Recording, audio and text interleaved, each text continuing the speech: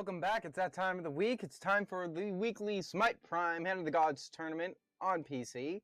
Consoles tomorrow. I'm RML here with the one, the only AI. I can call you AI, right? Please do not. And we have Stargate here on the left with Odin up against the Bologna being run by Shreda? How do you think that goes? What, the pronunciation or the matchup? Either way, either one. I know you boys have looks different pretty good. pronunciations. Shreda looks pretty good. And in terms of matchup, well, the Odin's getting a pretty early beatdown on, so yeah. I think the Bologna's going to struggle to keep up. Hey, at least this is like the first time that I've seen an Odin actually doing something. Typically, they're like, hey, I'm going to go for early placement of 1-1s that don't really do anything. Well, the thing is about the 1-1s, you're right, they look kind of mediocre, but they do put the pressure on and they have to be dealt with. The thing with the Bologna, like, this is why I love to see the Caldera Nova. We saw a few players last week not running Caldera Nova, and they just really struggle to deal with 1-1s. You've only got like Mercury or Rain of Arrows, and then outside of that, there's no way to deal with them. So at least now Bologna can use the hero power on these lava tiles to start clearing off 1-1s. But the 1-1s, they start racking up damage, Cursed Warriors, if you don't deal with them. So Odin's hero power is certainly not something to be trifled with. But then we see everyone's favourite card coming out now, Bacchus. If you let him get rolling, he's basically unstoppable. So yeah, Odin needs to deal with this ASAP, I think. And we'll probably see a Moonin come out.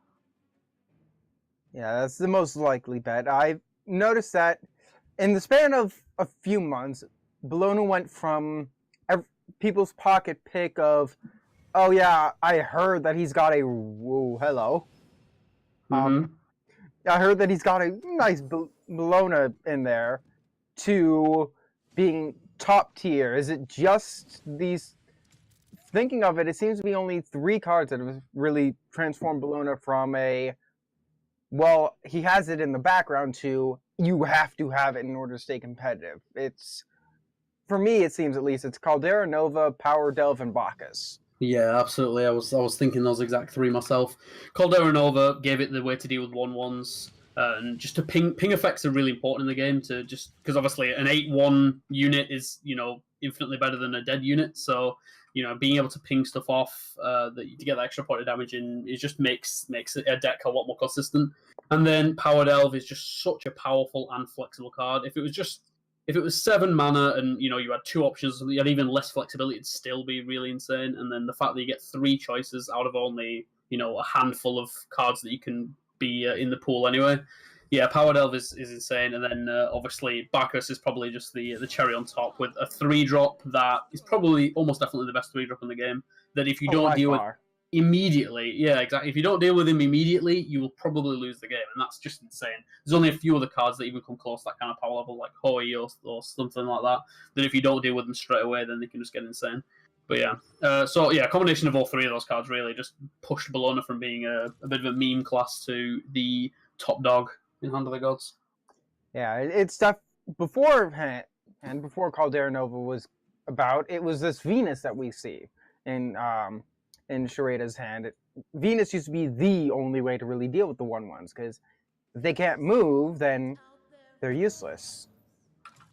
Yeah, absolutely. Venus is, I did forget about Venus. Venus is absolutely another card that can deal with 1-1s, but it's a 1-of legendary, whereas Caldera Nova is kind of the opposite, right? A legendary you sometimes draw, you sometimes don't. Caldera Nova is a guaranteed to be on the battlefield at the start of the game if you put it in your deck. It's the absolute opposite. It's far more consistent. And and it can't be silenced. It can't be killed.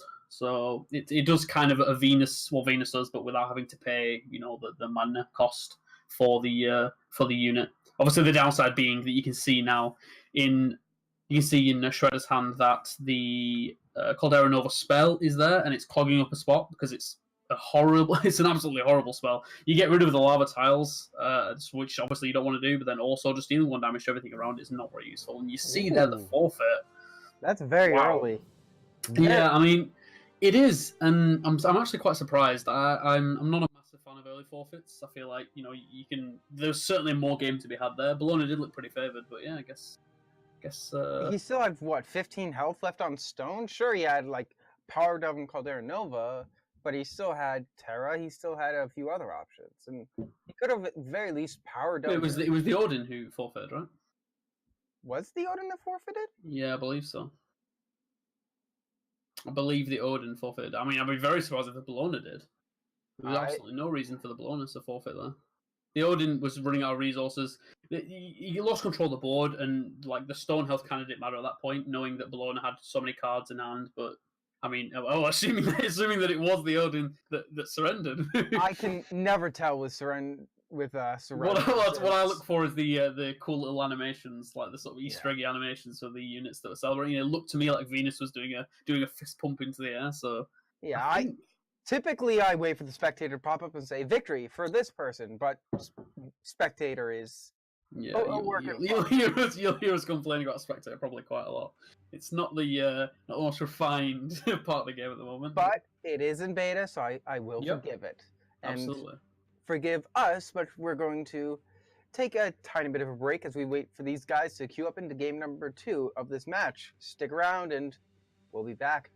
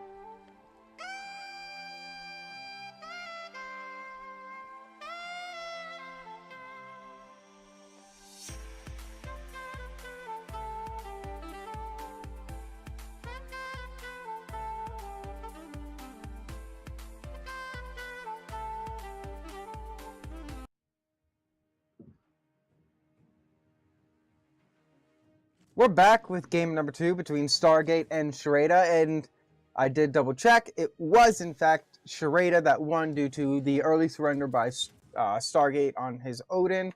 And now we have Sharada running the Nuwa up against Stargate's Zeus. So tell me, Al, how does this go? Well, Noah's got one of those. It's one of those classes that can go first or second, so there's no like sort of tricky things there we have to consider. Getting that Crescent Blade on turn one's fine, going first. So when it comes to the early game, I mean, most matchups come down to basically whether who wins the early game wins the game, right? Like that's just really board control-y sort of game. It's Hand of the Gods. You need to have creature combat early. So so we're just basically looking at what early game minions each player can play out. And Hou Yi is one of those that is. We talked about it last game briefly. It's a super good unit that can interact with, 2 units at once, potentially, if you get lucky with the bounce. And yeah, if you can get an early lead with Hou Yi, it's really hard to come back for the Zeus. So the Zeus does have Judgment in hand. It's a good way to answer Hou Yi when he gets enough units on board. He could go Arachne, and I can't quite go Arachne in Judgment this turn, but he could play Arachne this turn, which I'm assuming we'll see, and then Arachne plus Judgment next turn seems pretty good. Yeah, there we go. And you can see there, he didn't push up with the Brontus. He decided, he wants to build up the Brontes, I'm guessing. Yeah, exactly, yeah. 6 and higher. It's interesting, he decided to play the Arachne up front, which meant that the Spider spawned probably in a place that the Hou Yi could hit it. Which, in this case, means that the Hou Yi also has a decent chance of killing the Arachne, a 1 in 3 chance. See, punished. See, there's a really high-level play that people would miss with the positioning. That positioning mistake there cost him his Arachne for nothing. That Hou Yi could have just been completely out of this game for now. He could have played the Arachne back, and then the Hou Yi not be able to shoot, and then it would have died to Judgment. So, yeah. It does mean now, though, he can use Judgment on the Gladiator, which is pretty good. He can't use Judgment on the Gladiator, not to kill yet, because Arachne did die. Absolutely right, yeah. Although if he nem Judgments, then it'll die, but... He could, yeah. He could actually clear board here and develop a reasonably sized board of his own. Yeah, the way I always think of this is, I think of the space around stone as a number pad, Makes sense, right? Mm-hmm. If he played Arachne on 2, directly underneath stone, then you have more of a chance of being safe. You could have even played it on what you would call 3, 6, or 9, and then just on the back row, and then just guaranteed that Hou Yi couldn't have attacked. That would have been reasonable as well. And I don't think that you, as Zeus, are so desperate about going aggressive that you need to play Arachne in the front row. You're not like a Beast Noir or something like that, where you have to go aggressive or an Odin. So yeah, he got punished for the mistake, but still has control of the board. But so we see in the Spell Noir's hand Guan Yu, which is an extremely important card.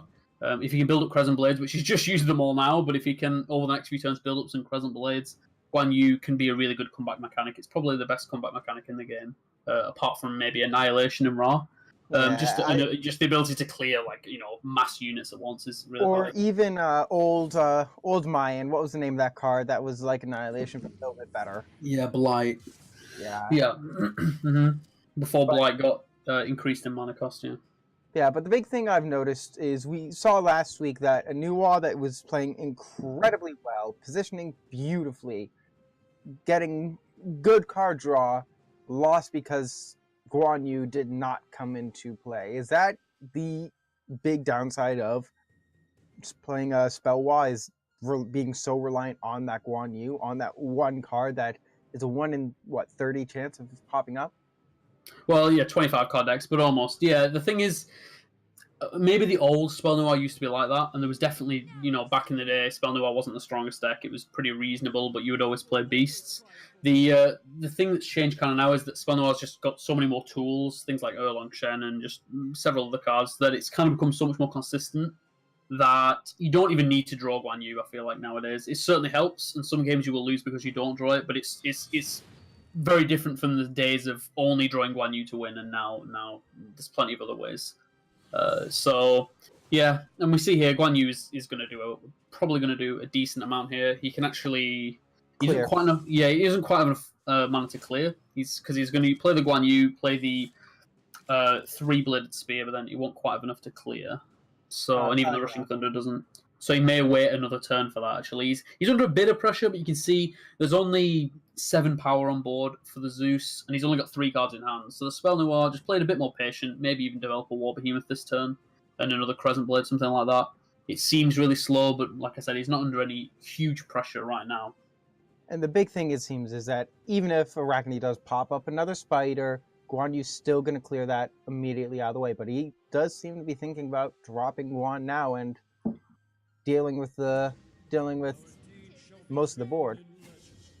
Yeah, I mean, so this is this kind of balanced decision you have to make. You can either go with the tempo now. Playing the Guan Yu is a very high skill sort of cards to know when to play it in a Spell Noir deck. You always want to play it. Most turns you want to be like, right, Guan Yu wants to come down this turn, he's going to do a lot. But the thing is, if you're patient with him, you can get more and more value, and he just gets better and better and better the more Crescent Blades you can build up. Like on that turn, he only played the 1 Crescent Blade. He cleared off most of the board, but then something like this, and now Guan Yu's gone.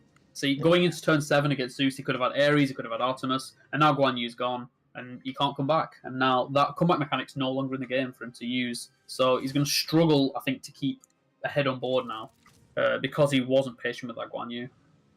Now, I'd like to talk about this guy here. In Stargate's hand, he has Poseidon. Now, Poseidon has been through a lot of changes since this game started. I remember way back when, about a year ago now, first playing Hand of the Gods, Poseidon was an alternate leader for Greek, and then he transformed into giving you the Kraken, and now he doesn't give you the Kraken anymore, but he does have this war cry. Do you think this war cry is as valuable as the Kraken, or more so, or how do you place Poseidon in a Zeus deck now? I think Poseidon's got a lot better, actually. The old Poseidon, the most recent one before this, where he had the Kraken ability, it was playing 4 mana. You couldn't play him on turn 4, really. There's very few decks in the game that you can afford to play a 4 mana 2/2 that does nothing immediately. And so I think Poseidon now, he's just become... It was sort of a really good value card before, and it was a sort of win condition. But nowadays, it's both a good value card because you get the gods he generates, but also a fantastic tempo card, an absolutely amazing tempo card. So I think Poseidon has got way better with the recent change. Because now, while Kraken's a really cool effect and changing hero power is cool, like sometimes you didn't even want to change your hero power. Sometimes it wasn't even positive to do so because of the extra mana cost and things that the Kraken had. So yeah, I think the new Poseidon is a much more playable card. And we see here this Ares punished the War Behemoth massively. He's had to use double projection to try and just try and keep up with this board. But the thing is about Zeus, if you don't lose in the early game as Zeus, similar to Spell Noir in a way, you can just play huge units at the end and then you just keep ahead. But yeah, we see the sort of Spell Noir version of Poseidon in Huebo, bouncing the Ares back to hand. Yeah, but unfortunately, unlike Poseidon, I think that Hebo's a bit easier to deal with. Actually, Hebo and Poseidon, thinking of it, so for 1 mana more, Poseidon clears an entire row and adds gods and has 1 more health. Mm-hmm. And yeah, just directly comparing them. I mean, Huebo can be used earlier in the game. Sometimes Huebo is like a really important play, like for a Beast Noir on turn 2 or something like that. But yeah, Poseidon probably card for card is better, but again, it's a legendary card, so you kind of hope they are, right? You can't expect them to be slightly better. Yeah, we see here, the tempo games, being really sort of heavily played out here, where both players are trying to get ahead. The value, both players have similar number of cards in hand. So, but obviously you see the damage on the Noah stone is a lot more than that on the Zeus' stone.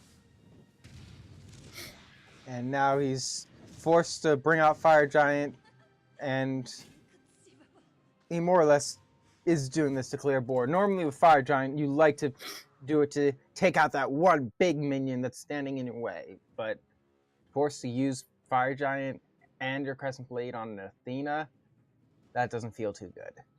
Yeah, I mean, Fire Giant, you're right, this isn't the most optimal use of Fire Giant. It kind of always feels good to drop it down though, but sure, like it's such a powerful card. But yeah, you're right, like you kind of want Fire Giant to deal with a big threat rather than just killing a 3/3 to stay alive. But yeah, we see here, looks like we're going to see Poseidon come down. Yeah, Poseidon the play is fine here, I think. Not only does it generate a god in the hand, but also Fafnir. Interesting. Wow, does that? That's really bad. Oh no, that's insane, right? Is that how that works? No, okay. Oh no, if Fafnir, okay, it's only in deck building. I was gonna say Fafnir I was very concerned there. I was like, oh. has the problem of having very high mana cost cards. That would have been the worst, and that may have been a reason not to use Poseidon if that was the way that worked. But yeah, so yeah, you can see even now, like the Nerd was on 6 health. Like even though the Nerd has 6 cards in hand, a lot more value. Being on 6 life, and then also the Zeus has got plenty of steam in hand with the Ares and the Fire Giants. So yeah, I can't see an easy way to come back into this game. I don't see any real way of coming back into this. He doesn't have in order to even have a chance of coming back into this, he would need 12 mana. No, 14 actually, because you have to have both Alquangs and the Rushing Thunder and the Crescent Blade, but he'll be able to... Yeah, I guess we're going to see a Hoi developed here. Yeah. If he survives this turn, which he can't, unfortunately, then he might have had a chance. Yeah, it's the leader ability and the Imp is exact lethal. And there we see it. The Zeus managed to get ahead in the early game and then just keep pressing the advantage. Yeah, and we talked about last game, what brought Roman to the forefront. It seemed to be... Venus was always there. It was what kept Roman possible, but what brought Roman really to the forefront was Bacchus, Power Delve, and Caldera Nova. Was it just the Arachne change, or was it the Arachne change and then Shock and Awe that brought Zeus to the forefront? Well, personally, I'm not a massive believer in Zeus. I feel like Zeus is kind of too dependent on draws to be classed as one of the best pantheons. But yeah, like a common Arachne is definitely an important card, and Shock and Awe is definitely a good utility card as well. Yeah, well, that'll do it for game number 2. Stick around for game number 3 between Sharada. Please send me a message to correct your name. And Stargate, they're tied 1-1. We'll be back right after this.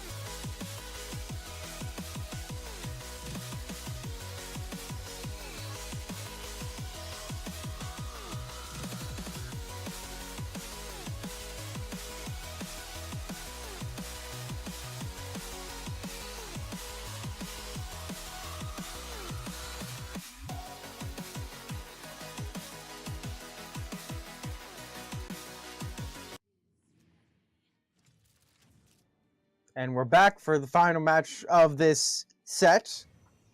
We have Sharada on the right playing Zeus now, and we have on the left Stargate bringing back his Odin. Now, you mentioned last game, Al, that Zeus, if he survives the early game, he can have an extremely dominant late game. How does he survive the early game against Odin when that is Odin's forte? Well, Arachne certainly helps, and that extremely timely top deck of Chaos Spawn also helps. So yeah, the having Arachne into a 3-drop that does something, like if, for example, the Odin player had the choice there, he could have either Stargate could have either played the... Or Sheridan, sorry. Could have either played the Scardy or could have played the Wind Demon. And then decided to go with the Wind Demon, which played into Chaos Spawn more, but if he didn't have Chaos... If the Zeus didn't have Chaos Spawn, it would have been very problematic. But, thankfully for the Zeus, they had the Chaos Spawn, they had the answer to Wind Demon. Wind Demon is one of those ways that an Odin can run away with the game.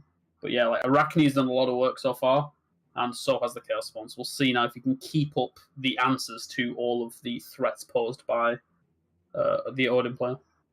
Now, I noticed last game as well that Zeus was second. Does Zeus prefer to go second, or does Zeus not matter? I know you mentioned that Nuwa doesn't care about first or second. Does anyone else? Yeah, so there was actually a lot of debate over the past few months, including at HRX, about how much you value going first and going second. I personally am of the opinion that going first is almost always better than going second. Having that first player advantage that's sort of prevalent in almost all games and sports and anything you could possibly do. First player advantage, I think, is more important than having the mana potion. So yeah, I think even Spellnewer, almost every single deck I think wants to go first if they can. You would always choose to go first. And I think Zeus is one of those decks that really does like going first as well because it has a strong 2-drop in Arachne. But yeah, and the 3-drops for Zeus aren't particularly great. So if you look at a deck like Bologna, the 3-drops are so powerful that you can go first or second because you're happy to play, you're happy to just do nothing turn one and then play it and have the first play advantage going first. And you're also happy to just play 3-drop into 3-drop going second. So yeah, Zeus I think wants to go first, and Odin also wants to go first. So I think Odin's favoured in that sense. But yeah, the early game from Zeus is looking pretty decent this game. They had the early Nemesis, the early Arachne, the Chaos Spawn, like I said, the time of Chaos Spawn. They had a lot of the things that a Zeus is looking for. It's a very nifty play there with a Shock and Ulti, like Spider Trade into the Scardy. I like it. But unfortunately, it does leave Scylla to pop back down out of her big bad guy form. Mm-hmm. And we see, I would argue, probably top 3 maybe cards in the entire game. And Freya, she is absolutely insane. Even if you only hit 2 targets like now, just doing 4 damage and summoning a 3/3 is really good by itself. But also just the fact that she removes them for an entire turn of the game when you're trying to push damage is just absolutely fantastic. And we see he could actually, Odin can actually play Freya now, banish both of the. Venator, interesting. I mean, this is also fine. Like in this case, the Freya is pretty good, but also I think I probably would have gone for Freya there. But again, you're always going to get value out of that Freya. She's just such a powerful card. She's always going to do something. So it's very rare you have to play a 6-mana Freya on an empty board. So yeah, Venator's an interesting choice. Venator is an interesting card. As far as I know, it hasn't been changed in a long while. Mm-hmm. And yet it went from back last, let's say, August, September, October, no one ran it. Then I think in one of the Friday night tournaments, someone brought it up in mid-September, and then everyone ran it. And then it got even more prevalent at HRX due to Enlist from Roman. Yeah. There was a time when the okay, we're going. Okay, interesting. Yeah, I was going to say there was a decision there between either trading with the Nemesis or trading with the Silly. Decided to trade with the Nemesis, which was very interesting. I mean, you would think valuing that range unit you'd value that more than the Nemesis, right? So maybe my guess is he's keeping Nemesis around for another Shock and Awe player. Did he play both already? I think he's only played one. But yeah, the another possible reason for that is that the Nemesis is further up, so he's just trying to put like defensive pressure back. Like the Scylla's right at the back, so it's not like threatening anything really. But yeah, it seems like the Odin isn't really in a position where they have to go aggressive with everything. But Venator could just hit stone. You could play Freya here, and then the Zeus would be in trouble, right? How would the Zeus deal with that play? I'm surprised we're not seeing that really aggressive Odin play. The Odin's started to slow down a bit, and I think that gives Zeus a way back into this game. Well, we saw this in Game 1 as well. Stargate had some good early pressure, and then he slowed down, and then Roman took advantage of that and sort of beat him back again. Now, Apollo and Zeus. Yeah, I mean, the thing is, there's not a lot of good 3-drops, like I said. Wow, so we do see the Venator go face, but instead of developing a Freya, you developed a Gladiator instead. That's interesting. Well, I think that's just more pressure, isn't it? Because this forces Thana to trade into the Venator, but you still have to kill the Gladiator, otherwise you're dead. Well, you could kill it or block it, and Freya is good in some ways, but Freya would not isn't doesn't do the work here, right? Because he can't just Freya the Enyo away. The Gladiator won't be able to step on the same space as the Enyo. You can walk through banished units, but not end on the same space as them. So the Gladiator will not be able to hit stone turn. Whereas, like, if Freya would have come out, it would have been harder to deal with the Venator. But yeah, I think the Odin's still fine here. And yeah, just talking about the Venator discussion from before, Venator has like gone, like you said, in sort of increased and decreased in popularity, sort of a up and down kind of thing. One of those cards that is almost good enough, but sometimes not quite. And yeah, but I mean, Enlist, like you said, Enlist shot up in popularity. Enlist is such a strong card. Like dealing 3 damage is really valuable in today's metagame with so many 3/3s or X3s. And then yeah, like the fact that it summons a 5/3 range is fantastic for 5 mana. And yeah, we mentioned this earlier. Poseidon changed to be better. Kraken not as important, but here we see Shareda's running that Kraken. Yeah, it's interesting. Kraken is a super slow card nowadays, costing. I mean, it's not quite as slow as it was, I suppose, with Poseidon. It costs 1 mana less, but not having a 2/2 body attached, it's just so slow. I think the reason it's in the deck is to act as a win condition against other control decks. But I mean, against Odin, you're never going to play that card. I don't think. Like to do 2 damage in a 4-unit area, you have to pay 6 mana. That's just insanely expensive. I don't think you can ever do that. We see Fire Giant is going to prevent the lethal next turn again, which is nice. It's the only possible move, because otherwise he is dead, and is he going to be able to kill the Gladiator with the minion on the right? Yeah, it can walk up. This blocks the Freya was blocked anyway by the flag, but he could have killed the flag and moved the Freya up. So yeah, the Fire Giant here is preventing this lethal. But that crippling curse is, I think, 1 damage off. You can crippling curse the fire. Yeah, you can crippling curse the Fire Giant, trade into it, and then you can summon a 1/1 to trade into the flag, and he's still 1 damage off. But it does put the Zeus down to 1, which is going to be very difficult to come back from. Yeah, and this isn't raw. There's no healing to be had. Mm-hmm. But this is not looking too pleasant. I mean, Zeus does have Enyu out and about. Scylla, he does have Kraken, so potentially could play something with that, but... Yeah, I think he can prevent lethal this turn. He could play the Scylla in front of the Spartan, potentially. Oh, no, I don't think he can fill up all the spots, can he? Yeah, because the fact that he's on 1 and not 2 life means that he has to fill up the entire front column just to column to like prevent or the 1/1 from hitting in. I don't think he can quite do that.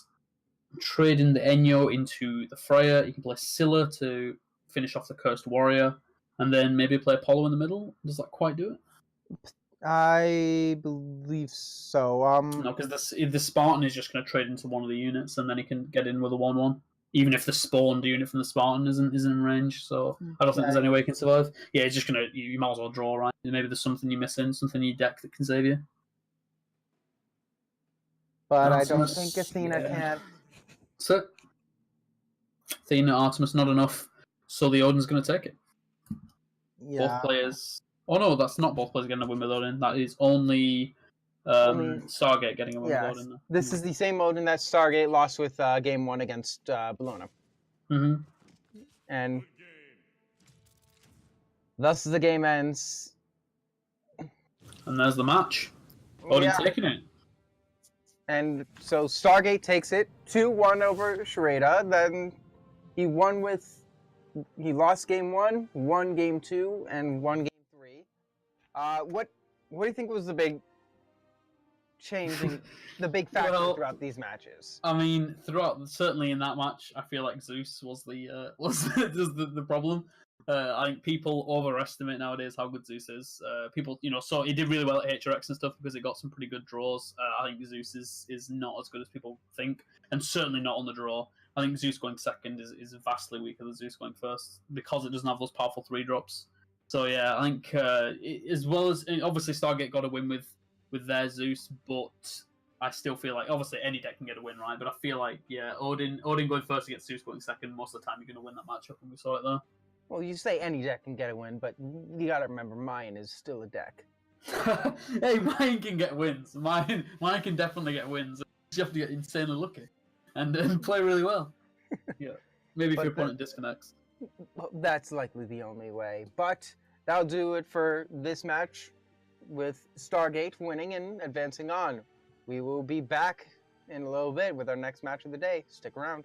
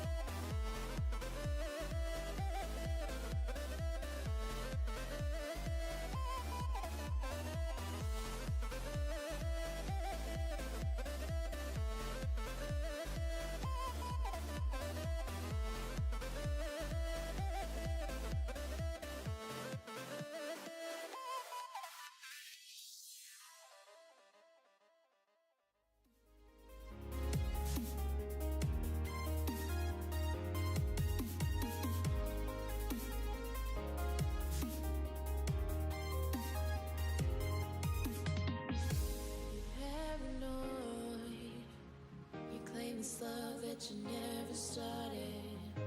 You once destroyed a broken heart that was already shattered. Holding on to what we have to take us to the edge and back. Holding on to what we have to take us to the edge and back.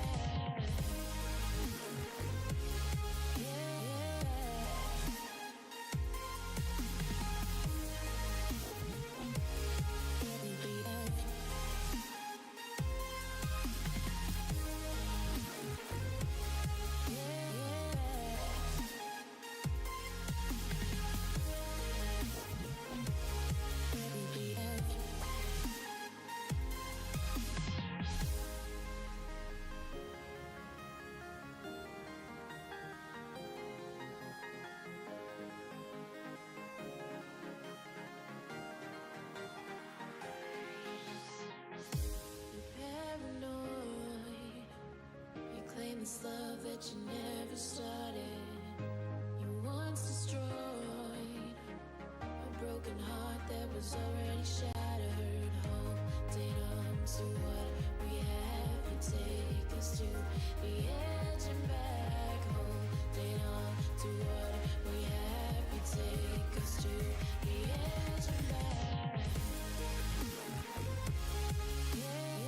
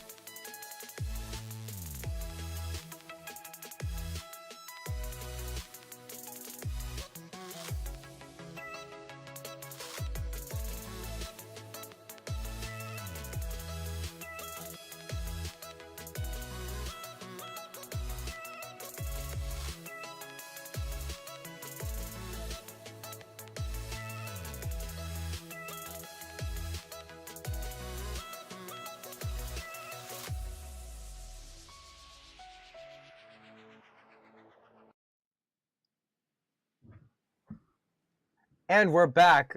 This is your host, RML, here with Al, casting the weekly Smite Prime Hand of the Gods competition on PC. Consoles are tomorrow. We've got, over here on the left, Wuxian on Zeus, and over here on the right, we've got Unscathed on Odin. Unscathed actually rocking that champions icon from winning a tournament. If you play in one of these tournaments and are able to win, you do have a chance of getting that icon. So Yeah, I'm not sure if you even won a tournament. Some people got it from attending HRX. Yeah, for like if you get to the top 8 there, I think you got one as well. But yeah, it's definitely a beautiful icon. But yeah, we see again kind of this is probably a match we're going to see a lot of, the Zeus Odin matchup. We see kind of the reverse though this time. The Zeus on the play and then the Odin going second. I know Unscathed is a big fan of Odin going second, and I think he's converted me a bit to it. I think Odin's fine going first and going second. He kind of has strong stuff all along the curve, and just basically strong stuff for everything you could possibly want. So removal, big beefy units, anything you could want, Odin's got it. So yeah, I think he can play first and second. But yeah, like I said, last match, you definitely want Zeus going first, and we see here Wolfson has Zeus going first. yeah, Unscathed. I had the pleasure of talking with him quite a bit at HRX. He is a very intelligent guy. He seems to put a lot of thought into his decks, into his crafting, and it tends to show. I also am of the opinion that he has some of the best positioning in the game. Yeah, and naturally, it's a way you can distinguish yourself from sort of a good player to one of the best. Is positioning. It's something that people make mistakes on constantly. We saw it in the last match. People make positioning mistakes all the time, and when you really can hone that positioning, you can really set yourself above everybody else. And Unscathed has done that. Yeah, this Odin Zeus matchup, it's all about a battle for the tempo and for the early game. That's what it seems to be. Yeah, I mean it's more in every matchup that's the case, but more so you're right in the matchup. Whoever wins the early game is more than likely to win the rest of the match. And then we see he's going to moon in and play Skadi. He's going to develop threats on board, but also just get rid of that range unit so that he can't get a free trade in on something. And then, yeah, the Zeus is now going to have to try and reply in kind and keep up the board. And Spartan is a card we see came to prevalence at HRX, and 4-mana 3/5. It's extremely effective at just getting control of the board. There's not many ways to cleanly deal with it, and we see here this is it's going to be a real problem for the Zeus player. The problem with Spartan is that even if you trade units into it and it kills them, then it still spawns those 2-drops. So you can't, unless you've got removal, unless you've got execute or something, which isn't even great, right? Because you're still losing a mana in that case. There's just no clean way. It's a bit like War Behemoth. There's not a good way to deal with it. You can't just silence it because it's still left with a big body. So yeah. If I recall rightly, Spartan used to have a shield. What do you mean?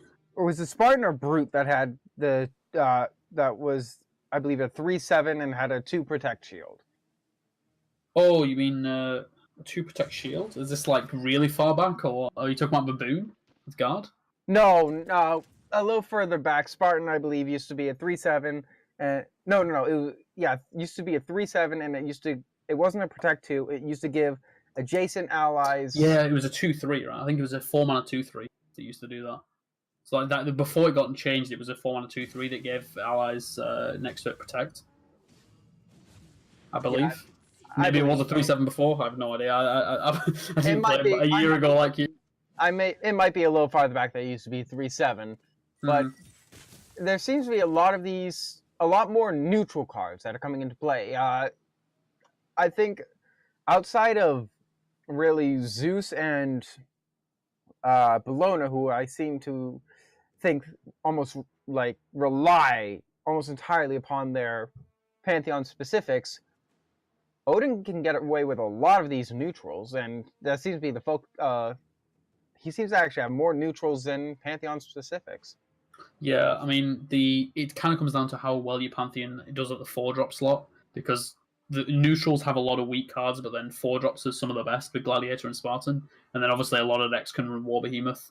But yeah, it tends to be mid-range decks that can use the neutral cards, because most of the neutral cards don't have like cool effects. They're more just kind of like decent stuff on curve that has like a little bonus, like Gladiator or Spartan or War Behemoth.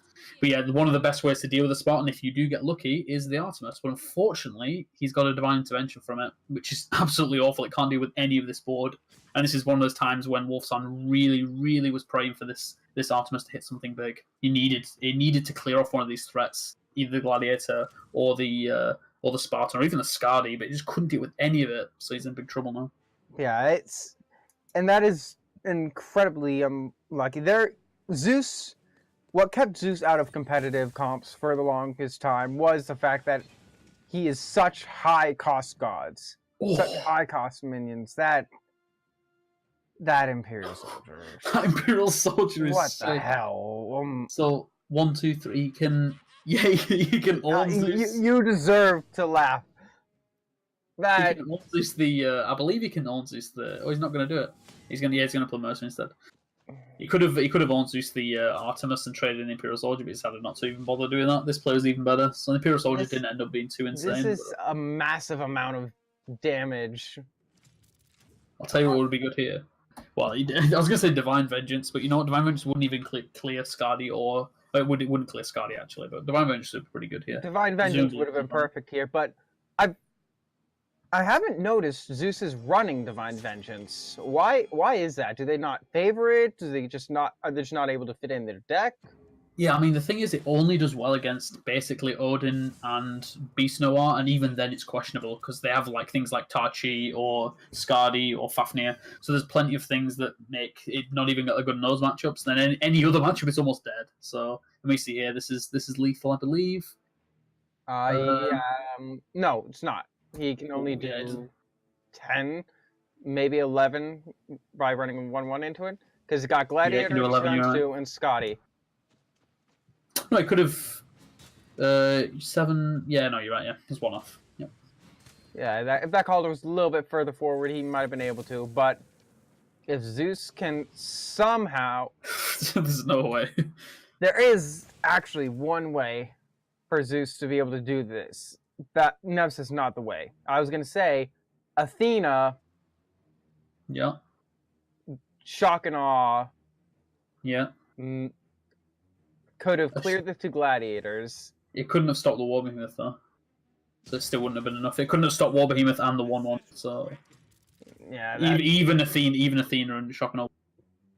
That is the closest that could happen. But we see here, it's an unscathed victory. He's just played incredibly well. He played well, he drew the cards he needed, and he's playing Odin and he's playing Zeus, so I feel like he had everything going for him in that game. Is the entirety of the game determined by how you do early? Or I mean, in some cases, no.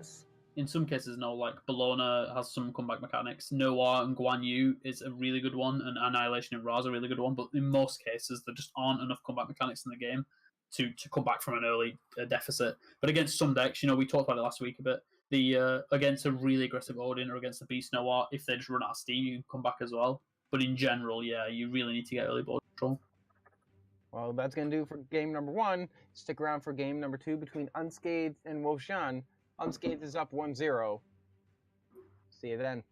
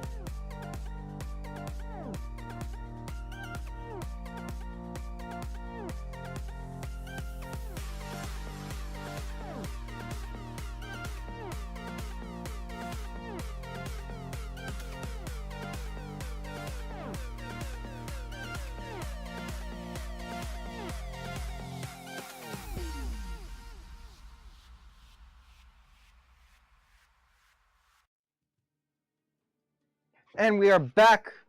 Unscathed is over here on the right on Bologna, up against Nuwa, being played by Woshan. I'm RML. This is Al. It's game number 2. So, these seem to be two late game, well, typically two late game beasts, but we have Beastwa here. Mm-hmm. Why pick Beastwa over Spellwa? I mean, Beast Noir certainly has benefits over Spell Noir. I brought it to HRX. I regret it, but I feel like it's a weaker deck. But yeah, obviously it's a lot more aggressive against in certain situations. Being more aggressive is better against certain decks. Spell Noir struggles against like Ganesh per se, for example. Sorry. So like there are situations where you probably prefer Beast than Spell, and I guess Wolfsan maybe prefers playing the deck, maybe enjoys it more, thinks it fits with their lineup better. But yeah, we see here, this is when Beast Noir does well, when it can... Oh, it's interesting. I was expecting the Elder Harpy into Manifold Blade on the Brontus, and then trade in the Tusky into the Bacchus. I think maybe that's what he wanted to do, and he's just kind of realised now. He's like, oh no. Because he could have cleared the entire board and been left with a couple of units of his own. Yeah, why? Yeah, now he's forced into this much worse play. He would have had an Elder Harpy instead of just the White Tiger. He would have had White Tiger and Elder Harpy. And that mistake is probably going to be costly. Beast Noir, people think in a lot of card games aggro decks are easy. Aggro decks are some of the least forgiving decks you could possibly play, because a mistake like that is almost definitely costing this game. I feel like it's going to be very hard for him to come back into it now. Yeah, because as you mentioned at the end of the last game, Beast Noir doesn't really have the comeback mechanics that Spell Noir has. You're not seeing Guan Yu in the Beast Noir deck. Absolutely, yeah. The only sort of comeback mechanic you have really is Dragon King. But yeah, if you lose control of the board with Beast Noir, the game's over. You have to absolutely have control. Calamity is a good card to stall out against this Spartan, but yeah, it's just not enough, because eventually that Spartan's going to be not stunned, and then it's going to be able to trade into stuff. You just can't trade in with Beast Noir. If he hits this Spartan here, it looks good, like, oh, he's getting the free 2 damage. The 2 damage on stun doesn't really matter, but he's just never going to win the game. We see there a 4-drop in Beast Noir that you don't frequently see Stone Guardian. I know a teammate of mine, PDMD, likes Stone Guardian in Beast Noir. It just obviously it kind of provides a bit more longevity, but I'm not a huge fan. Not even Beast Noir. You don't really see Stone Guardian very much ever. Yeah, anything. Yeah. The only time I've ever seen Stone Guardian myself is when I had a ladder deck of Odin, where I just wanted to build a deck of entirely neutrals in Runestone of Ire. I had Stone Guardian in that. Yeah, I mean, maybe in some of the gauntlets, I think it's really good in Arena. Not that I play Arena, but yeah, I just don't think Stone Guardian could makes the cut really. So we see here, just develop the Brontus hero power. You've got the Bologna's got so much time now that she's actually going to be able to hit those powered elf turns. Beast Noir can be so aggressive that it can just like kill you before you can even reach the powered elf turns really. But yeah, it's not going to happen in this game. There's just nowhere near enough pressure. Dodgy really seems to have transformed the Beast Noir decks, much like Erlong Shen has transformed the Spell Noir decks. Yeah, Tachi kind of made the Beast decks like playable. They were just like it changed it. Tachi, in addition to the old Poisonous Hydra, was just absolutely devastating. Beast Noir was so good at that point, and then they nerfed Hydra, so now they're just kind of an okay deck. But Tachi holds it together. Tachi and Suku on turn 5 are just insane. Not just the old Poisonous, old Lernian. That old Lernian, released Lernian was Yeah, it was special. It was very special. I was very vocal then about how I despise that card.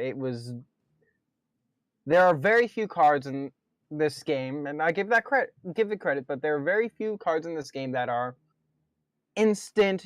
You must have your silence or hard removal, or you lose. Bacchus. I'm sorry, it's a real cough then. Yeah, there aren't that many of them, and Learning Hydra was one of them. I think maybe they went a bit overboard with the nerf. They nerfed it once, it cost 1 more, and I was like, oh, that's a pretty good change. Now it's only using some decks, and then they decided to do it again, and then make it just, like unplayably bad. But yeah, it was certainly a problem card back in its day. But yeah, you never see it anymore. And we see, the Noir is just getting so far behind here. I mean, it has got, like we said, the Stone Guardians and Uguays has got some decent value in the deck, but I don't think that's going to be able to outvalue the Bologna. I mean, at the very least, the Spartan drop wasn't too good. Sobek, if Sobek's on someone who heals, that is a sight that you never want to see. But Sobek with a Bologna, you'll be like, all right, it's a 1-3. What's it going to do? Yeah, it's definitely one of the weaker ones you can get. But also, I mean, Spartan is still doing absolutely fine here. It didn't need to overperform in this situation. Power Delve is going to do enough of that next turn. We may What even see Endless instead. But what would be the best Spartan drop? ooh, the best Spartan drop. Ooh, there's you testing me now. I suppose Mercenary could be really good in certain situations. There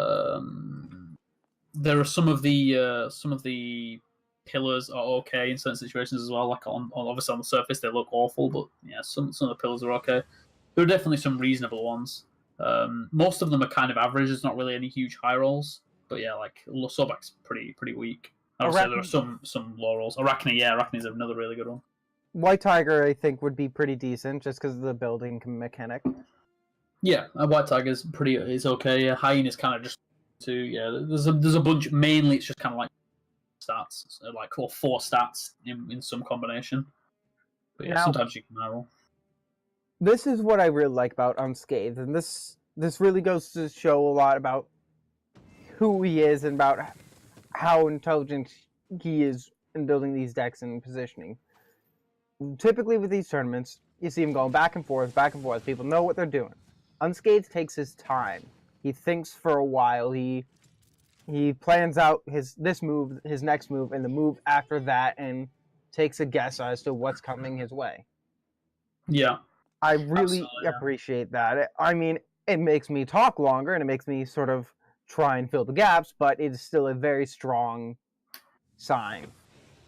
Yeah, we were talking a bit off air that Unscathed he's a very intelligent player. He really doesn't just rush into turns. He thinks about every turn, and that's just the way it's got to be, right? If you go ahead and start rushing into turns and just like playing stuff that looks good on the surface, and you miss important like differences, like even here, somebody could easily play the Mercury first, and then when you play the Mercury first, then you don't have a very high chance of killing the Tachi with the Mercury. So you got the ordering correct, the positioning's fine. Yeah, he's just a. He could even have maybe even played the Mercury, the Venator, but he decided not to play on Dragon King a bit, which I probably would have played it in front of the Venator, but there's reasons behind not doing so. But yeah, the you can see from Unscathed that he's definitely he's forcing his opponent to Huebo or Mercury, which is really not something you want to do because he can just play it again and then potentially kill the Huebo. You don't ever want. There's few cards you don't want to ever send back. Fire Giant, Mercury, and this Fire Giant Power Delve. I still am of the opinion that this is the strongest Power Delve. Yeah. Isis can be just game winning sometimes, but when you don't have a really big board and you really need immediate impact, yeah, Fire Giant's insane. There's a bunch of immediate impact ones. You're usually going to hit one of them. But we see here, I mean, Dragon King's put Unscathed down to 6. He has lethal. Unscathed has to win this turn, or what's going to happen is Wolfshan will win. Yep. The Inferno. Now, he's going to win. So the Inferno tech actually doing really well, doing a ton of work for the Beast Noir here. It's not something you see in a lot of Beast Noir. Some of them run it, some of them don't. The problem is the card can be dead in a lot of the game, but then you do it just at the right time, and then yeah, there's nothing Unscathed can do. The inevitable Fire Blast to the face. That's sometimes what happens. You can play everything out, but that one card that they decide to put in their deck that some people question winds up being the game-winning option. Yeah, I mean, this is the thing, right? So we didn't know the exact lists, and on most Beast Noirs would lose at this point. So we were kind of curious as to why Wolfsan was running more of a sort of mid-gamey kind of version of the deck, and then we see why. He's not planning on winning the game in the first few turns of the game.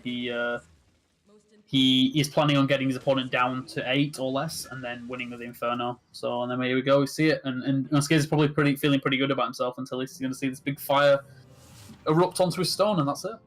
Yeah, that's the nature of the beast. And even at the end there, Unscathed played incredibly well. He set up that the positioning of pushing them all together, stunning them all with Terra, setting up for a near full board clear. You've got Fire Giant next to the stone. In any other position, that's a victory for him. But because the Inferno, sometimes it's the little things, the little tweaks you have to make your deck unique that wind up winning it for you. Absolutely. And that's going to do it for game number 2. Wolfshan and Unscathed are tied 1-1. We'll be right back with the final game of semifinals. Stay tuned.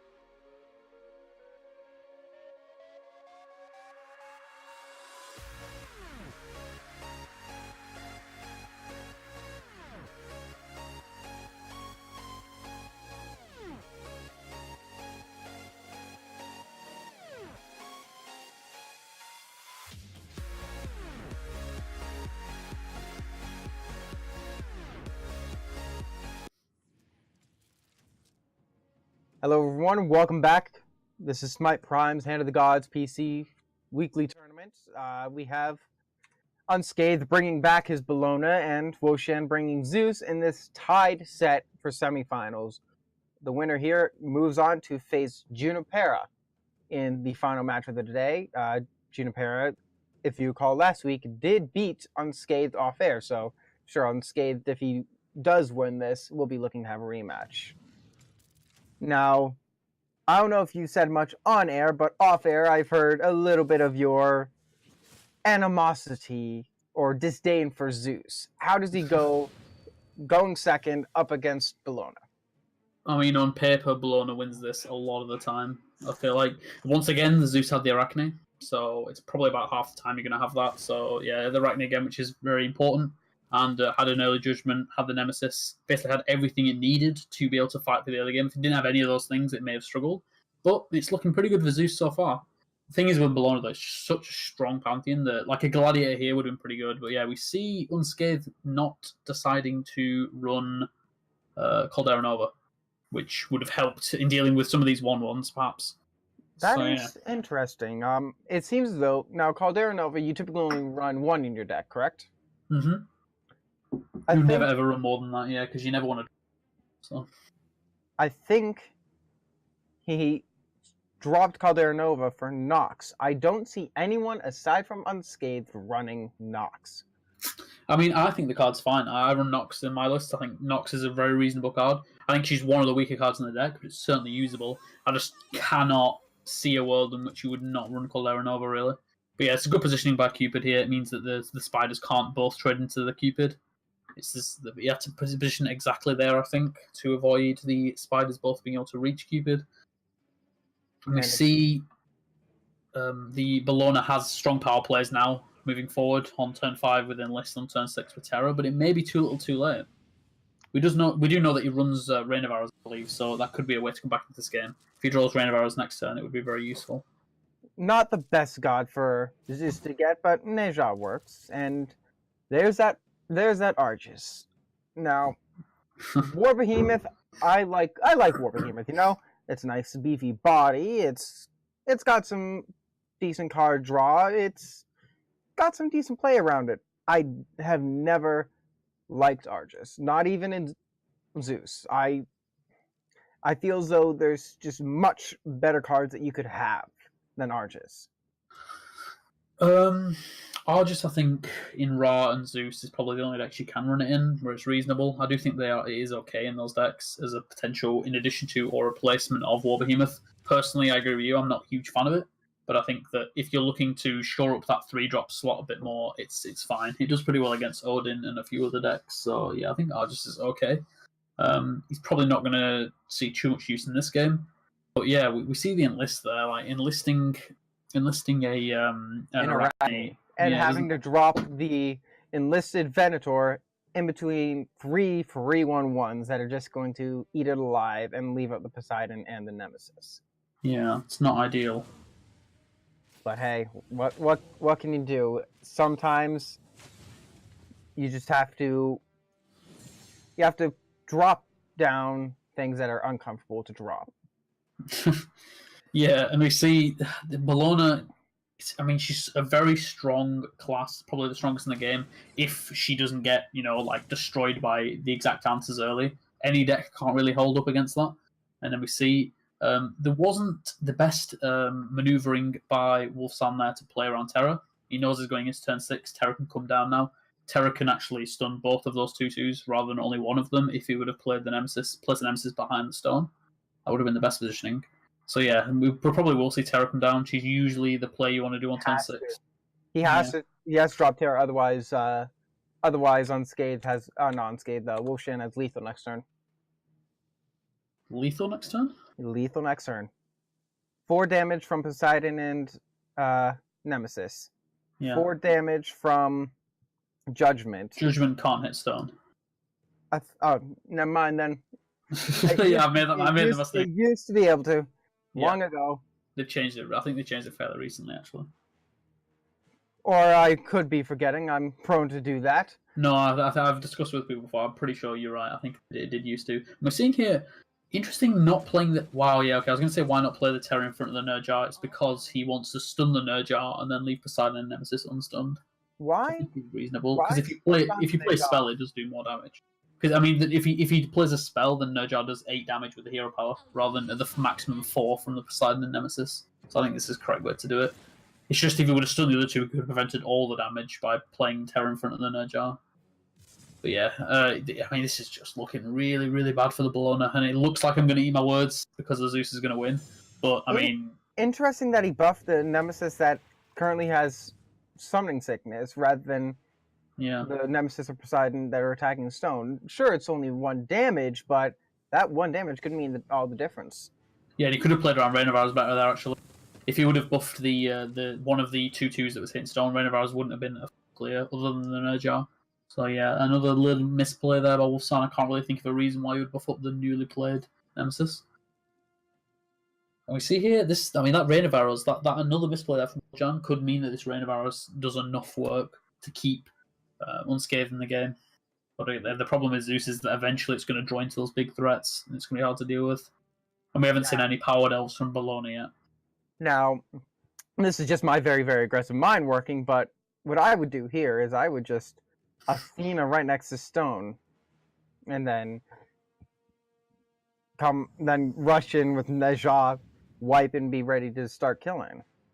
But you could do that. I think he's realised that he's probably not going to be able to kill the Bologna in like 2 or 3 turns, which that play would lend itself to. I think he's just going to play it a little bit slower. It means that Athena's going to get... If he does that, then he may not ever get Brontus or Argus. So if he waits a turn on Athena, he can get value. And wow. Dishonourable. Is beautiful. Dishonourable is not a card you see a whole lot of. Really, you saw in more or less every Roman deck that came to HRX. Really? Yeah, okay. There's actually a big discussion going on at HRX with the Roman decks, and a lot of people are playing spell heavy, going second Roman decks with Dishonourable and stuff, and I think actually the best Bologna decks are the ones that just play units and go first. But if you intend on going second, using Bologna as a reactive deck, then Dishonourable's fine. But just the problem is it's dead a lot of the time. Like most decks can play around Dishonourable pretty well. Like it's not a hard card to play around. Like even the Zeus there, Wolfsang could have played around Dishonourable pretty easily there, but decided not to and got punished for it. Now that is a fairly strong board. Yep. A 5/5 and a 6/3. That is. There's just no way to interact with the board now. The Shock and Awe can deal 2 damage with Athena, but there's just no way to interact with the board, and the Bologna's starting to fight back now. And being on 11 health on stone. Shocknock kills Cupid, yeah, I was gonna say. But kills Cupid, does 2 damage to stone, and I guess you just play Enyo. Play Enyo, drop flag near stone to try and give the buff and have the minions drop in there. I guess so, yeah. You could even play the flag diagonally up from Enyo so that the Brontus can't hit Enyo. Yeah. Use it as a blocker rather than a thing effect, because this way Brontus can just. I mean, Bologna has movement to hero power anyway. I suppose it doesn't matter. Interesting place. Very interesting. Yeah. That's.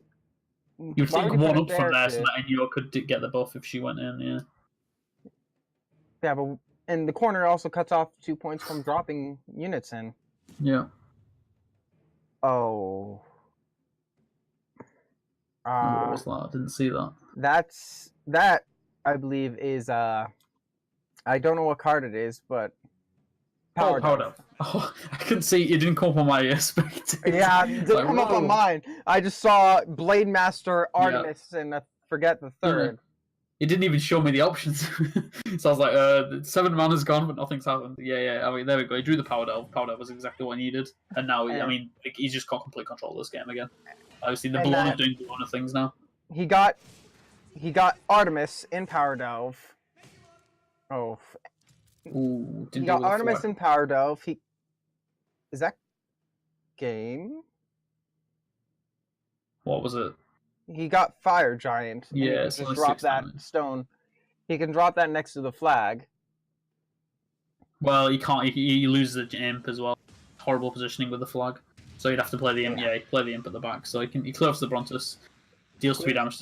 I mean, clear Nox seems really questionable. I don't think you should. I think you just go for stone, drop 3 in, and then. It kind of depends on what burst damage he's got from his deck, though. If he doesn't have any way to deal burst damage from his deck, well, maybe. Obviously, he'll have Artemis at least. So. Yeah. I mean, if he trades here, how is he ever going to win?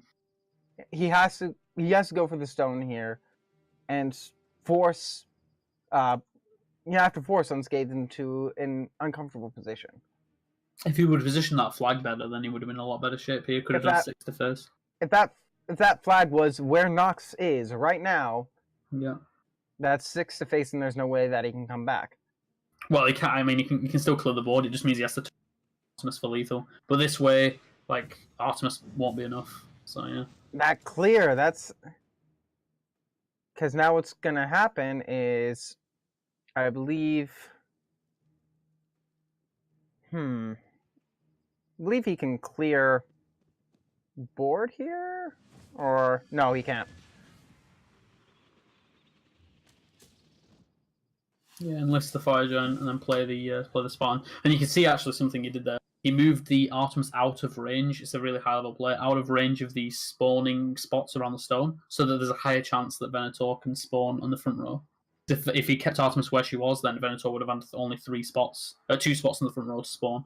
And he wants the Venator on the front row so that he can stop potential charging things, I guess, but more importantly, he can hit stone next turn with it. Something people don't forget about spawning order is important. Moving your units out of the way to improve spawning percentages. Man, it's always so fascinating watching Unscathed play. He has so much behind each of his moves. Now, do you drop Mercury here immediately? Flag. Oh. And I guess you kill the flag first, right? And you actually got rewarded for that because he. And now if you drop Marksman's a little better. Yeah. Now, I personally would drop Mercury because if you can get at least 2 damage onto that Hades, you can trade Venator in. Yeah, you always do that. I think. And now you don't even need to trade anything. Yeah. Go ahead and move up the Venator, deal 5 to face. And then he has 12, 14, 17 damage next turn. It's very likely. It's reasonably likely it draws lethal. And we Sentry Ward. Sentry Ward? Wow. God, it's awful. It's a really good late game card, I guess, to steal one of your opponent's threats, but I don't know, it's just so random and can frequently get you. I'd rather just play another late game card, I think. Why Sentry Ward? I don't even. That's very. So alright, so Argus I can somewhat understand. Zeus has a lot of gods, you like card draw, but why Sentry Ward or Ward for that matter? Yes, I mean it's quite a poor card, I would say. I can't really imagine a scenario which you would want to use it. Obviously, you can high roll, see your opponent's fire giant or something insane like that, but yeah, the card's pretty weak. And there's another free minion. Oh, Pillar of Earth. Reasonable. Wow, It's pretty decent. Yeah, man, I think that's gotta be game. Yeah, there's no way for the Zeus to win now. There's no Inferno in Zeus, unfortunately. Yeah. Wolfstein can't top deck Inferno. Even if you top deck Inferno, you still got 1 more damage to deal, and you can't get past this wall. Yeah. Well, there we go. And takes it. Moves on to the final. Now you almost did eat your words. Are you gonna sort of ease back on the Zeus hate? No, I mean that's exactly what happened, right? Zeus got Zeus got everything he possibly won in that game, and then still lost because Bologna's so much better than it. And I mean that's the point, right? So maybe 1 in 10, 1 in 20 or something, Zeus wins, but Bologna did what Bologna did. Bologna does plays better quality cards at every point in the curve.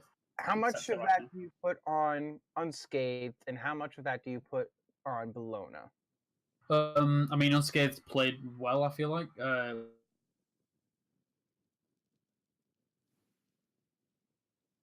that's... so it definitely came into it, but I feel like if the roll and Wolfsam was on Bologna and Unscathed was on Zeus, it would have been a lot closer. So, yeah. Well, I mean, Zeus going first as well. Yeah. That's going to do it for the semifinals. Unscathed is moving on to face Junipera in the finals. We will be right back, giving you the final match of the day. Stick around.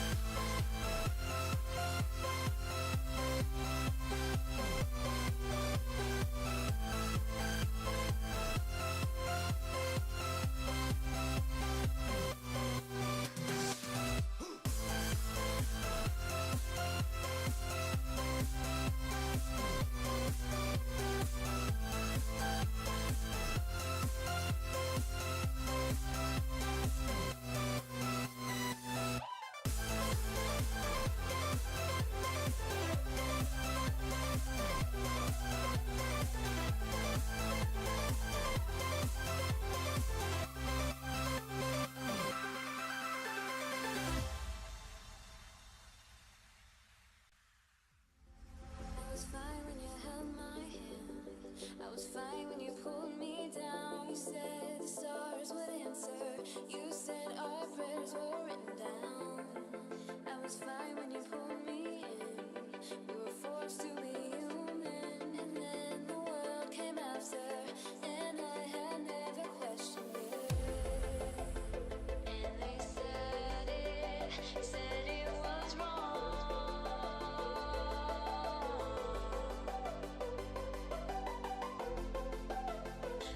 We started it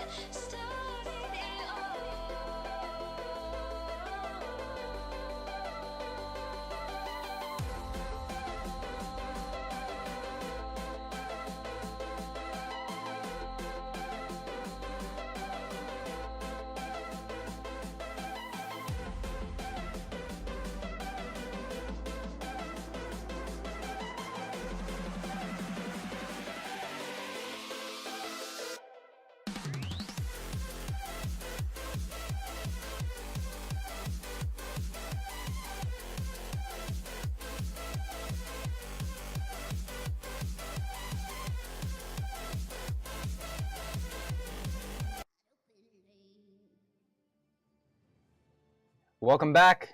It's the final match of the day. It's the finals between Unscathed, here on the right, playing his Odin, up against Juniper, here on the left, playing Nuwa. I'm RML. This is Al. Now, we've seen more or less the same decks along the way today, but I believe Juniper might be the only one that's been running this Beast deck. Now, I know you mentioned that Spell's a bit more consistent, has more comeback mechanics, but is Beast really... Does Beast have better matchups against these good decks like Odin and Roman than Spell, or is it just... I think this is Spell. Right? Like, it's got Gladiator, it's got Erlong Shen. I know it has Tuskies, that kind of throws you off a bit, but I think the Tuskies are just for stuns. Like, I'm pretty sure this is Spell Noah. Is this maybe a hybrid deck? I mean, I think it's hybrid in the sense that it has Tuskies, but I don't think there's any other Beast synergies in it. I'm pretty sure, like, the deck wouldn't make sense, I don't think. Like, Tuskies, I think, is a reasonable 3-drop, and it's just being played as a 3-drop here. I personally don't like it in my Spell Noirs, but I could see the reasoning. But yeah, in terms of the Spell Noir Odin matchup, like, both decks can play on going first or going second, so that's kind of less of a relevant factor. So it kind of just depends on the draws and the play. Like, it's a very skill-intensive matchup, so we'll have to see who pulls out. It's not like either of them are playing Arpwash or something. Yeah. It's a very close matchup, I think. One of these days, I do want to see someone bring out Arpwash, and I want to see them dominate with it. Because Yeah, well, when Harris buffs it, then... During the fall and the late summer, Arpwash was everywhere, you know? He was running the scene. But he's very interesting. He has a lot of intriguing synergies and actually a couple decent comeback mechanics, but... Yeah, absolutely. I love the Pantheon. I think the Pantheon is really interesting. It's really unique, flavorful. The problem is the cards aren't strong enough. Like, they need to actually buff the cards. Like, a Wheelish held the Pantheon together, and then they made a Wheelish a lot worse by changing her. She was probably arguably the second or best 3-drop in the game, and then they made it much worse. Yeah, we see here Spell Noir doing Spell Noir things. Erlong Shen and Gladiators, really strong 4-drops that keep control of the board. And then this Odin is just losing tempo now. Like, you really don't want to be losing tempo as an Odin, even a mid-range Odin. Yeah, I've noticed a lot. Mid-range Odin has sort of come out of nowhere, it seemed. It started up around late November as people were getting ready for the fall circuits and for HRX. not late November, early November. And before then, it was all these hyper aggro Odins, and that there's a card that I don't see often, and I'm glad because I really, much like Arcus, I don't think it's valuable enough. This Pardon here in Unscathed decks. Why is he running this Pardon? Yeah, again, we saw some Odin people bring it. It's kind of a tech choice. Well, I say tech, it's not really tech. Tech's more like against a certain deck. It's kind of just a flavor thing where you bring one Pardon because you think that Odins have just enough value that they can afford to run Pardon. And I think the mistake some people make is they run two, and then it just becomes really, really like clogs up your hand, and you don't have enough ways to actually like keep up value. But if you see it here, like Pardon on this Mercenary is actually like really reasonable. You can play, like. If he had a 1-1 mana, he could have played Spartan, Mercenary, Pardon, which would have been really nice, something like that. And I think Pardon just fits into your curve quite well. I personally haven't converted to it just yet, but I'm warming to it. Certainly warming to it. I think the 1-off Pardon may actually be the way forward, but it's hard though. It's certainly not the best card in the deck. It's one of the cards that you'd consider taking out. Now, is Runestone of Ire just purely the aggro Odin card, or can it? No, you don't. I don't think range? I mean, my aggro Odin lists don't even run Runestone of Ire. I don't think Runestone of Ire fits in almost any deck anymore. I think some mid-range versions can run it, but I just think you would want to run other things. When it was 3 mana, it was fantastic. And back when Soul synergized with Wind Demon, that was insane combo. Yeah, that was just ridiculous. But nowadays, like it's costing 4. Soul's nowhere near as good because of the Wind Demon change, or the change to her, should I say? Yeah, so I think the change to her did a lot more with her not having the full blast. Yeah, absolutely. Dealing 1 damage is a lot different to dealing 4 with a Wind Demon. It's like a Hoi, but like a massive version. But yeah, so we see here. I mean, here's the problem. Spartan does have some weaknesses. Like, as much as it's a fantastic play on turn 4, playing it at this stage in the game, like when your opponent's aggressing your stone down and they've just bounced it to your hand with a Huebo or like a Poseidon, it just gets too clunky. Like, what does he do here? Like, I suppose it could be Hero Power plus Venator. It's an option, but it just doesn't clear anything. It doesn't do a whole lot of anything. No, and it doesn't even feel that good either. Like, you want to put your 2/1 on a Spartan, something that's going to have a bit more beefiness to it. You want to put it on, say, even on Calder, it's pretty good. But yeah, I was going to say this is the only thing he can do. He has to play. He has to do it in this order. He has to play Venator, then play Mercenary, then use the delayed Warcry Venator to buff up the Mercenary in trade. It feels really bad playing a 2/2 Mercenary, but like you just have to do it there. He was just under too much pressure, and you can see here, Unscathed is going to continue to be under pressure. And that Unscathed, I don't think he has much time left. No, this game is swiftly coming to a close. The 6 burst in hand, so all that Junipero needs to do is 3 more damage to the stone, and then she'll take it. Yeah, and she can do that pretty easily. Just Tusky in, because then Venator can't clear. I think this is going to be Junipero's.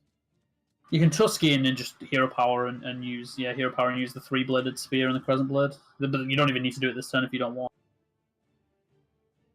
And I if I were Unscathed, I'd be thinking now even Beastwise, I've noticed typically runs Dragon King. Yeah, it's just a finishing move, you know. Mm-hmm. So finisher, it's great removal. If your opponent doesn't play around it, it can win you the game sometimes. It does everything you need it to do. It's a fantastic card. And then Dragon King.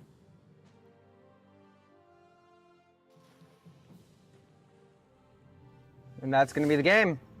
Junipero taking game number 1 up against Unscathed. Sort of a rehash of what occurred last week. Will it go all the way with Junipero beating Unscathed? Yeah, Junipero seems to be a bit of a bogey for Unscathed. See if 2 weeks in a row she can knock him out of the tournament. Yeah, last time it was in semis. This time it's in the actual finals. Well, let's stick around and see where they go and see what they do in game number 2.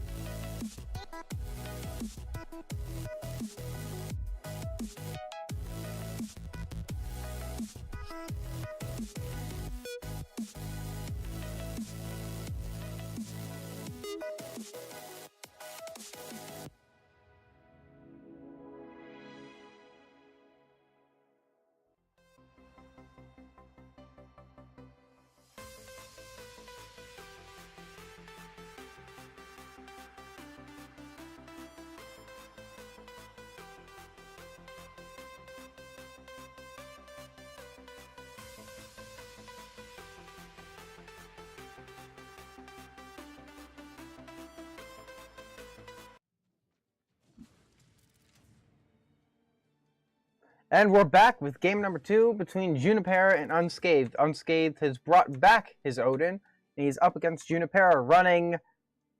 You may have to turn away for this out, but it is another Zeus instead of the Bellona that she has in her lineup. Yeah, we see here Juniper does have the Arachne, but didn't have it on turn 1, sorry, which is when you want it. She had to use Divine Intervention, to draw it. And playing off curve like that, unfortunately, is going to punish her quite heavily here. Having that Arachne out a turn early would have been very helpful. Nemesis, a 2/2 that deals 1 damage, not ideal either. Having both those 2-drops is useful on turn 3 with a mana potion. Turn 2 with a mana potion, sorry. But yeah, the not having it in the early game, early enough in that very first turn of the game. And then we see the Sanctuary, which has been recently changed from 3 mana to 1. It's kind of like Zeus's Pardon. Pardon and Sanctuary do very similar things. Pardon does it permanently on the unit, whereas Sanctuary is just for that turn, but it can also be used on your stone. Both very similar cards. I personally think that Sanctuary is just a better version of Pardon. It does more, and it's just the fact that it can be used on your stone is a nice delay tactic. Yeah, I think it's close. The fact that Pardon lasts for more than 1 turn is definitely a relevant thing, but I agree, actually. I think Sanctuary was a reasonable card at 3 mana, and then if you reduce a card's cost by 2 mana, usually the card will see a lot more play. There's not many cards in the game that you could reduce by 2 mana and they wouldn't become broken. And I think Sanctuary was one of them, but yeah, it's a very strong card. It's just very situational, which is why I think you can only run one of them, really. It's a bit like Pardon, or very much like Pardon. And we see here both of the Zeus and the Odin, like we've seen many times tonight, battling for the early game, trying to get control of this early and into mid game. And it seems as though Odin is winning for the most part. He has the damage on stone already, and he's got a bigger board presence. Shock and Awe is a very nice way to deal with the War Behemoth, but we did touch on it a little bit earlier in that silencing Spartan or silencing a War Behemoth isn't the best way to deal with it, really. You need to just sort of kill it, because if you silence it, it's still a 3/6 body for 5, which is not awful. You still need to deal with that big, beefy Behemoth. And we see here, it's not even going to bother this turn since it can't. And there we go, right? That spider from the Arachne, that top Arachne, was really important. It could have spawned in one of 3 spots. It didn't spawn in the one above Arachne, so the War Behemoth can't trade into it, which is really nice. And the Arachne on the bottom could have done the same. Both Arachnes had a 1 in 3 chance. Yeah, so, but overall, ended up being a overall, 67% chance that one of the spiders would spawn in range of the War Behemoth, so pretty fortunate there from Juniper that they didn't. that's pretty impressive quick statistics. I like it. But the problem here with Arachnes is they're good for dealing with Odin's 1/1s. They're really bad for dealing with Odin's War Behemoth unless you're getting to fatigue. Yeah, it's true. And I don't think this game is going to go that long, unfortunately, for the Zeus player. Fatiguing the War Behemoth is definitely a win condition in this situation. It's a bit like Pillar of Patience as Ganesh. Sometimes you give your opponent Pillar of Patience with a Pact of Arta just to fatigue them with card draw, because a 25 card deck does run out of cards pretty quickly. But yeah, like in this situation, yeah, I don't think it's going to get to that point. And we can see just the Scardian Double Calder has put on so much pressure. And there's the Shock and Awe, Age, Sanctuary, Zeus buff. Man, he's done quite a lot. And this is a lot to be invested into a War Behemoth. Yeah, and I think that's all you can ask for. That's right, yeah. We just have to deal with it. Wow, he decides not to clear it. Wow. He values the Arachne 1/1 drop. He doesn't even... He traded the spiders, and that is really interesting. I can't get my head around that. He's setting up for an Artemis next turn, I guess, so he doesn't really care if the spiders die to other things, because he can even Artemis War Behemoth, but... Even then, with Artemis, you've still got even if you get, say, a 2-drop, you've still got 2 Calders to deal with, and for a 3-drop, you've got Scotty. Yeah. So, yeah, it's really interesting. I think, yeah, I know what you mean. You attack with those spiders to get the attack in now, in a way. And, I mean, in next turn, actually, the best bet, personally, for me, seems like it should be Thanatos, shocking off, Thanatos, 2 Calders gone. Yeah, seems pretty good. And we see here Sanctuary actually doing more than what Pardon would have. Pardon only with just blocks return damage, so one of these Calders could have traded into a Pardon unit, but it cannot trade into a Sanctuary unit. So we see kind of the benefits of Sanctuary over Pardon. But yeah, I think Shock and Thanatos is going to do work this next turn. Yeah, because shocking off Thanatos, actually, it can be a completely clear board next turn with only Thanatos up and running, because Arachne goes into the Scotty, shocking off Thanatos takes out Calder and War Behemoth. One spider kills Calder, one spider kills the minion, and the Spartan is silenced. Yeah. Seems pretty good. It's a really nifty play, actually. We decided to go with Artemis instead. That is very interesting. I mean, you can clear everything. This way, you can still clear everything except one more Calder, which I think is reasonable. But also, you don't silence this. Yeah, I think you absolutely prefer. I absolutely prefer your play. I think you just leaving that Spartan up to get another unit is just crazy. Like, when are you going to get a better Thanatos Shock and all? Whereas Artemis is always going to be good. Yeah, I personally prefer Artemis waiting until turn 8, 9, 10 to drop her, so that you have a better chance of getting something big. Yeah. But yeah, this is going to be insane. Sorry to cut you off there. The Venator Pardon here is just going to be fantastic. That's going to be mean. Yeah, I mean, the deciding not to go with that Pardon, Arachne is so good! No! Oh, that is so good. Deciding not to go for that Thanatos Shockno play is actually costing Junipera massively here. I think she would have been in a really strong position there, actually. because he didn't take everything out, he was able to trade on his terms. Yeah. And normally you don't want to trade away everything meaninglessly, but if you do trade away, you want to trade on your terms, so you're like, it may not even mean much, but it's the subconscious feeling of, I am in control here. And sometimes that can make a little bit difference. It's actually a really interesting point. There was an article recently put out by Magic, the Gathering player, where they mentioned like giving your opponent less options, making plays to deliberately reduce the amount of options your opponent got. And it was a really interesting article. It's kind of playing into what you were talking about. Like, just reducing is not even just a psychological thing. Reducing your opponent's options is a very valuable asset. Actually, even making a suboptimal play so your opponent's forced into weaker plays, like, or just has less information or things like that. There's a lot of kind of more in-depth aspects to card games that most people don't really think about. And we see here, you can silence off that Spartan, it's pretty good. Clear off those two, but the problem is there's 9 damage coming in, even on board, and then we see the rest of the damage coming from hand, and that's lethal. He missed this all. Had this Shock and Awe Double Thanatos happened 2 turns ago, probably would have been seen in a different game here. Yeah. Now, I don't like classifying certain changes in ideas as misplays, just, alternate opportunities, but sure, that might have been an alternate play, but I legitimately do not think that was the right one. Yeah, I mean, the way I like to classify a misplay is kind of making something a strictly bad play, like forgetting to tap or something, and then just like a suboptimal play is kind of what Junipera made there. I feel like there was reasons why you would make that play, but I feel like most of the time, it's all a statistics game. Most of the time, you'd make the play with the Thanatos. She may well have just missed it. It happens. People, sometimes you don't see the line.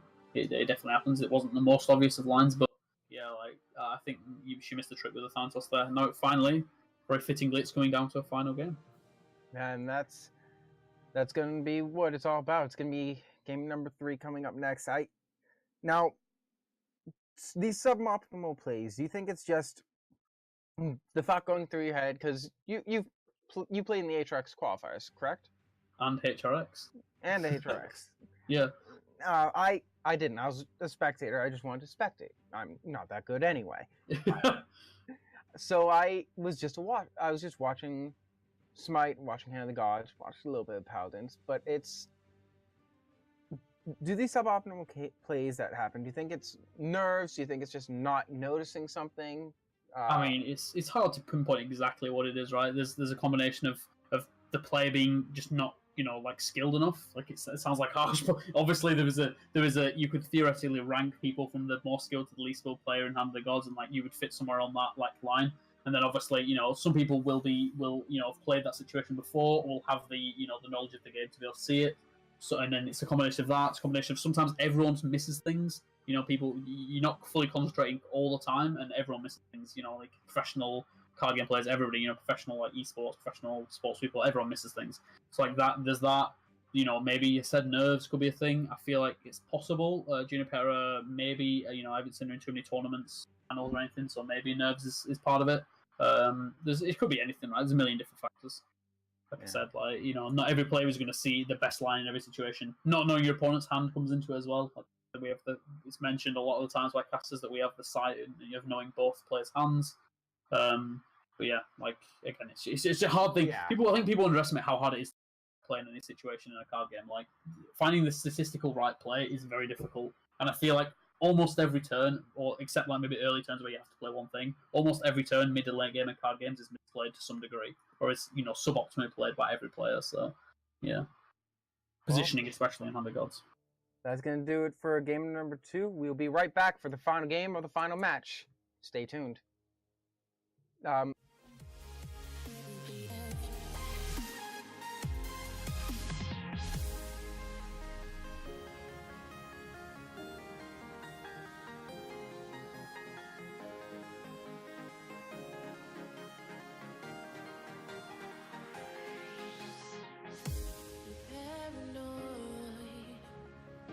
This love that you never started, you once destroyed a broken heart that was already shattered. Holding on to what we have, you take us to the edge and back. Holding on to what we have, you take us to the edge and back.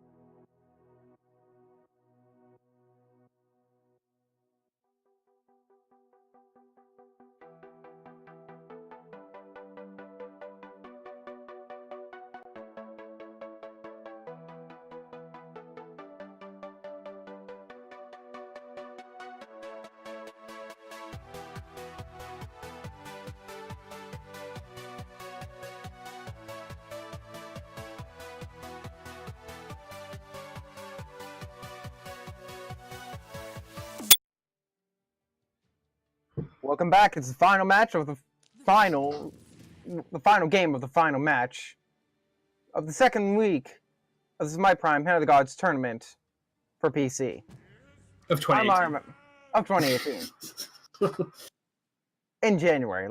It's the last one in January. Next one will be in February. But all jokes aside, it's Juniper on Bologna, Unscathed on Zeus, RML and Al on the cast. You've made your opinions known about Zeus. Yeah. You've made your opinions known about Bologna. Yeah. And we've made our opinions known about Unscathed. Yes. So conflicting. So, rather than going and trying to piece together all that variables into some interesting equation, let's talk about Sprint. Sure. I mean, I think the card has it's kind of Pardon-esque. It has some use. It can be burst damage. It can be sort of removal in a way. It's definitely a reasonable card. I feel like it's just a bit too like techy for like a consistent deck like Bologna. But yeah, we'll see. Bologna, like I said, has such good cards that you can afford to run some of these sort of more janky cards. But yeah, like the Arachne is on the side of Zeus, and the Bacchus is on the side of Bologna. So we'll see how those two very, very strong cards interact with each other. I feel like Bacchus and Mercury is going to do work here, or Bacchus and Venus is going to do work here.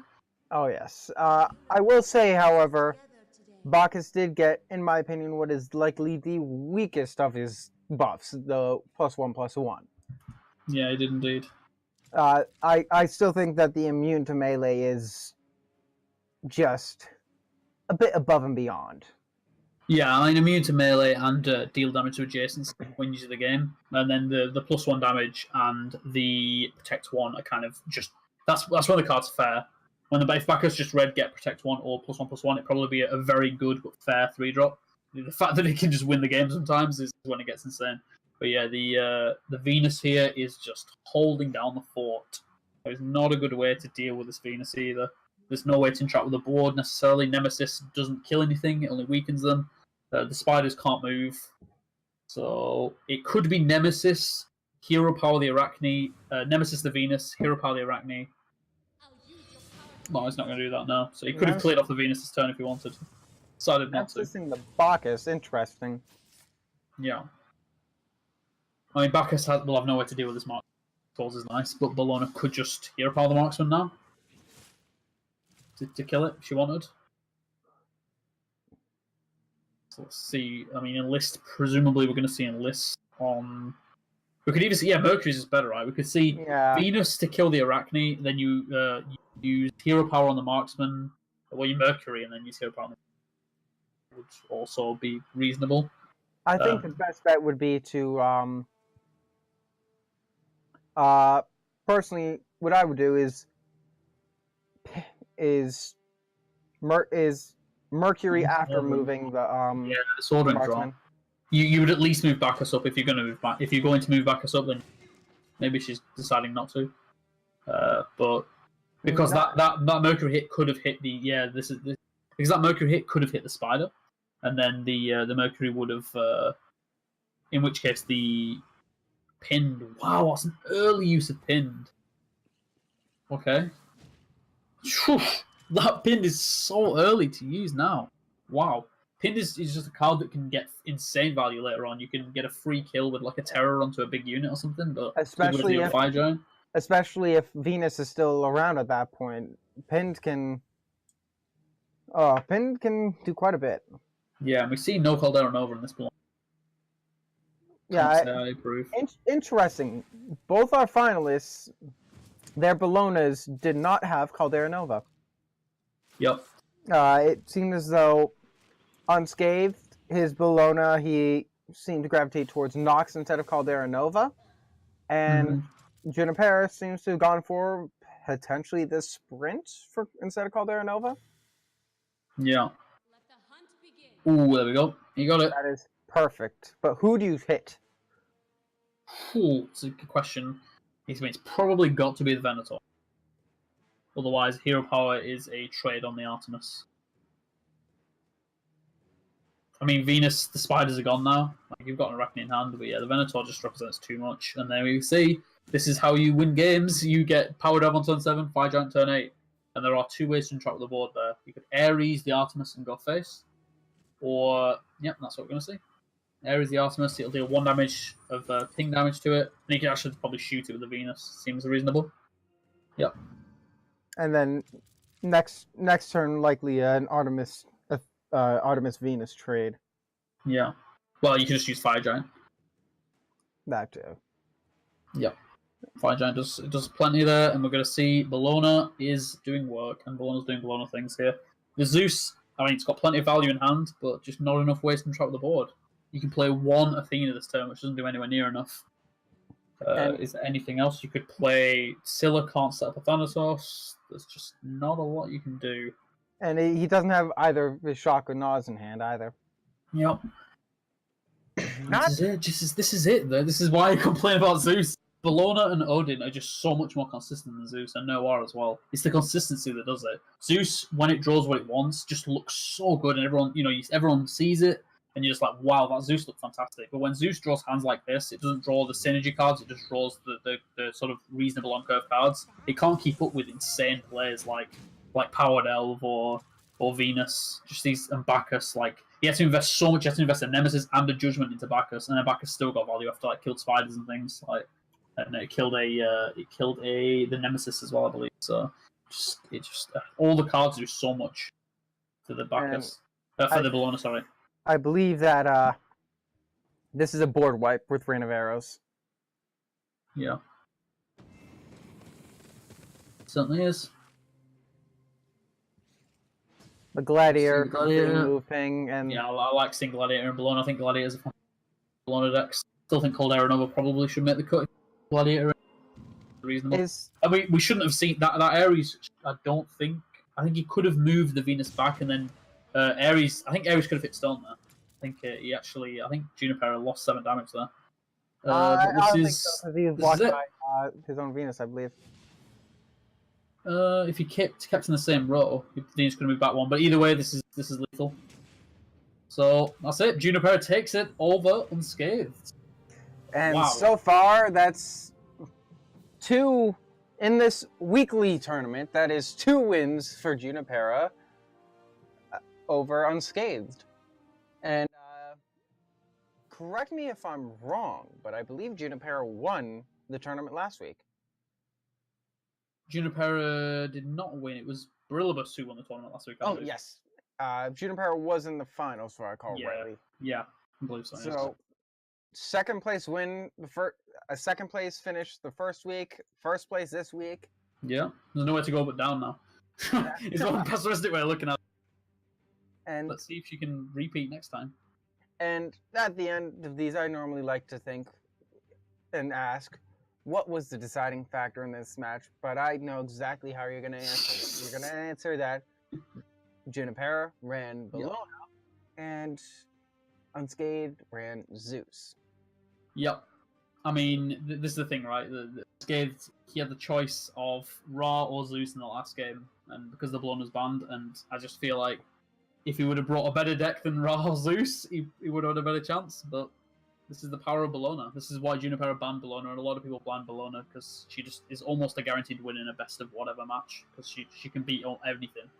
Now, why do you think Unscathed banned Junipera's Odin over her Bologna?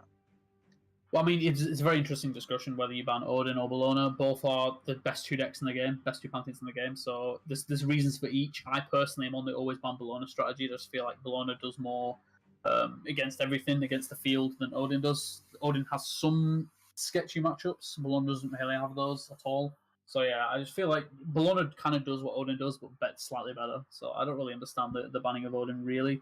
I was going into HRX thinking, I'll ban Odin, and when I really sat down and thought about it, everyone else is banning Bologna. I was like, sense, right? Like, Odin's scary, but Bologna just is guaranteed to win. So you should kind of ban the thing that's guaranteed to win. Hey, the deck can't do any more than that in a conquest format. It can't do anything more than win a match, or win a game, sorry. That's how metas are developed. Something gets really powerful, and then people either figure out a way to dominate it, or they just say, I don't want to see that ever again. So far, there doesn't seem to be an end in sight for Bologna. Yeah. And that's going to do it for today's edition of Smite Prime's Hand of the Gods tournament for PC. Come back next week for our Hand of the Gods tournament for PC. Tomorrow is our Hand of the Gods tournament for console. And then we have the Battle for Asgard, our Smite 5v5 on Sunday. So I hope to see you guys at one of these. I've been RML. This has been Al. I can call Hello. you that, right? You can indeed. And I hope all of you have a great night, morning, evening, afternoon, because I don't know who's watching from where.